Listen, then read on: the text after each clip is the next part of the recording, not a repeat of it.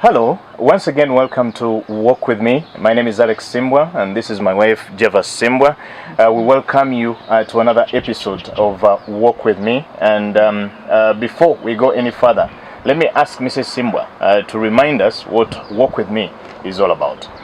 Hello, welcome once again. As my husband said earlier on, Walk With Me is a platform where we exchange ideas, where we teach, where we share experiences, and where we gain experience regarding relationships from the beginning, whether you're seeking out a spouse, whether you're courting, whether you are already married. We encourage quality relationships. Okay, now today we will begin by talking about relationships. Relationships are a broad thing, but any kind of relationship is something that God intended for us to have. And it's an inbuilt desire. Every one of us has an inbuilt desire to relate with another, to relate with a relative, to relate with a parent, to relate with a friend, to relate with a workmate. Relationships are broad and they encompass all of that.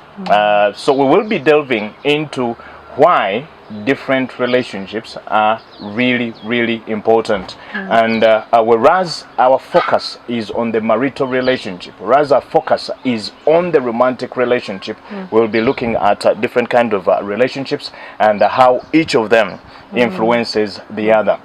Now, for most of the relationships that we have, you might note that they are by choice. I choose my friends. Yes. I choose, or we appoint workmates are appointed. They may be appointed by us or may be appointed by anybody else. Remember, in the types of relationships, you have the boss-worker relationship, you have the brother-sister relationship, you have all of those ones. But we are focusing, or we will be focusing, on the romantic relationships. In as far as biological relationships are concerned, they are the only relationships that we do not choose. Yeah. You do not choose who your child will be. You are given a child by God, or you do not choose who your parents will be. But these are very crucial relationships later on, even after you've left your home, either as a married person or whenever you get your independence and so on. The background, your relationship. Let me give an example of a daughter and a father relationship. The way a daughter relates to a father is very important for the wife-husband relationship. The influence might be good or might be bad. Yeah, that's right. Yeah. Similarly, the way a boy child or a man or a young man relates with the mother will influence very much how they will relate with their wife later in life. Yeah, so it is extremely important. Even as you're doing your parenting, I think when we get to the point of parenting, we'll be able to discuss that. But we are saying that a lot of what people do later in life, for example, when you're a young man and you're married, much of that influence comes from how you related with your mother. Also, not on the one side only, but also how what you see as you grow up influences what you will do in your own relationship. For example, if you look at your father treating your mother well, let me begin with the good news. If you look at your father treating your mother well, chances are you will learn a good thing, that ladies are treated well. That's right. Vice versa, when you see your parents not relating well, for example, the father mistreating the mother, then chances are you will take a leaf and do the same and imagine that things are like, it's going a long way in the sense that we know that some people have taken it as a belief. You've heard of the saying, omusajja asajja laata. That is in our local language in Luganda. It says omusajja asajja laata. That is a perception that has come into some people's minds as a result of what they grew up seeing. When you see your philandering husband or a philandering father, then you will automatically imagine that that is the right way of doing things. Then the other thing also is, as children, when we are growing up, when you reach a marrying age, you will want to seek out, on the positive side, the character of your father in your husband. And that is a good thing. It is. But sometimes you miss out on a real spouse simply because you're trying to look for Your daddy. father. You're looking for daddy in your husband. Or you're looking for a mommy in your mother. in your wife. Yeah. So on the negative side is that you end up putting a demand on your spouse to be your father, or to fill a gap that your father did not fill, or to fill a gap that your mother did not fill. And that kind of causes a tension, because the importance of the relationships that we have, parents, siblings, friends, they are all important at different stages. So your brother cannot be your husband, your father cannot be your husband, and neither can your sister be your wife, nor your mother your wife. So your brother is your brother and will forever be your brother. But at a certain stage, when you are married to your husband, you should not expect him to treat you as your brother or your father did. So we need to be careful that the relationships we have with our parents, they must be special. We need to nurture them. We need to invest in them, so that when we are leaving, we do not put a demand on our spouses to be like our parents. Though we need to borrow a leaf. Borrowing a leaf does not mean you take a bit of your father into your marriage. Yes. Yeah, because you hear most ladies, you know, if their father has a sense of humor, they would want somebody that has a sense of humor. And sometimes they might miss out on the real spouse because they are seeking out for the sense of humor that their father has. Okay.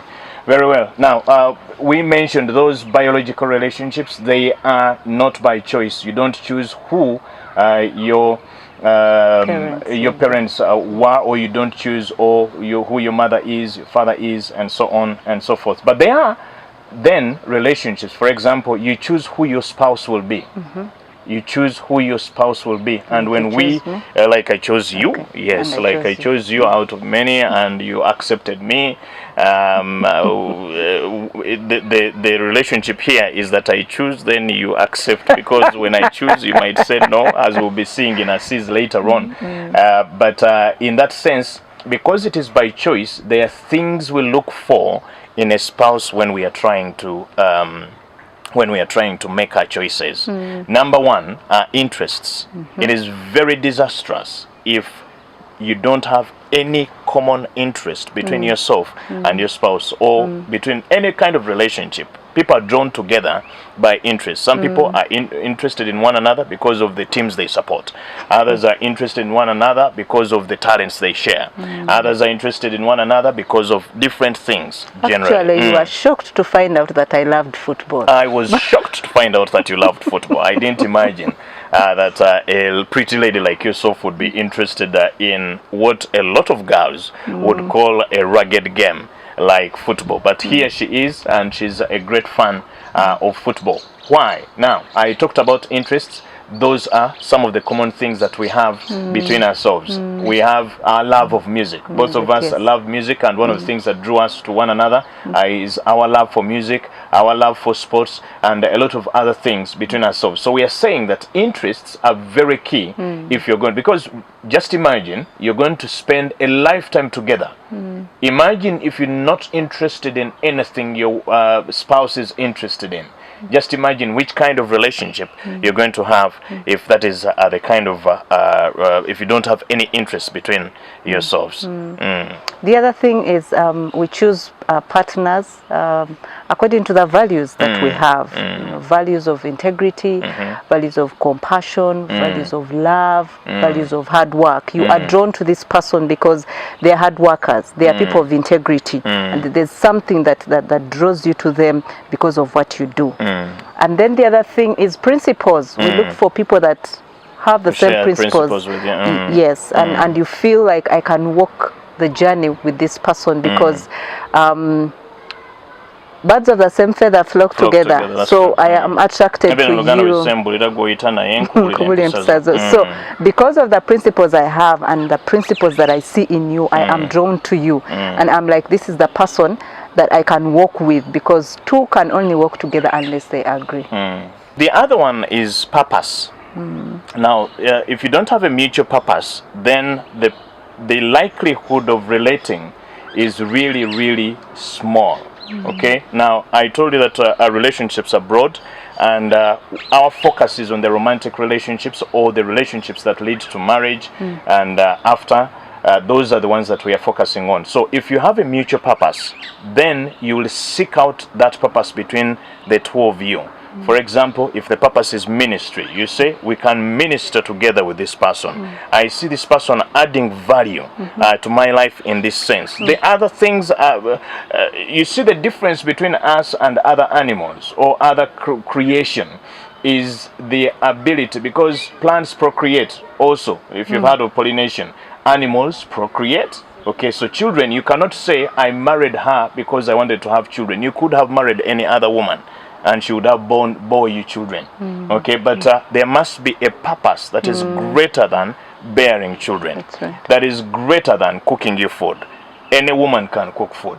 Any woman can wash clothes. Any woman can tidy a home. Any woman can do all of those things. But you sought somebody with whom you have a mutual purpose. We can walk this journey together. That's why we call this platform Walk With Me, because you agree and have a purpose ahead of you, then you decide that we shall walk together. You mentioned a very key element. Agreement is extremely important. We shall be seeing that also in the C's, that you consent, you agree to walk a journey, and then you begin walking on that journey until you get to your destination. So the other one we've mentioned a little bit about the perceptions, that when you from your background, you can begin perceiving men. One of the most shocking things I got from my wife, from her past, I don't know which past exactly contributed to that, but when we were dating, one of the things she mentioned was that men are dogs. I spoke to her and said, wait a minute, young lady, you are seated before a gentleman here. I hope you are not meaning that I'm including the dogs that you're talking about and so on. But the perception came from somewhere. Growing up, she must have seen something that contributed to shaping that perception in her mind, that men are such and such. And she had her reasons for saying that and so on. I don't know whether her perception has changed, but I believe so. By the way, you gave me a comfort when you told me. You comforted me when you told me, I am not men. I am not men. Yeah. I am not men. That was reassuring. Exactly. Yes. So, in this journey, we need to put those very, very carefully. Before you delve into any kind of relationship, do you have mutual interests between yourselves? Do you have a purpose for this particular relationship? Do you have principles upon which you're going to work in this journey?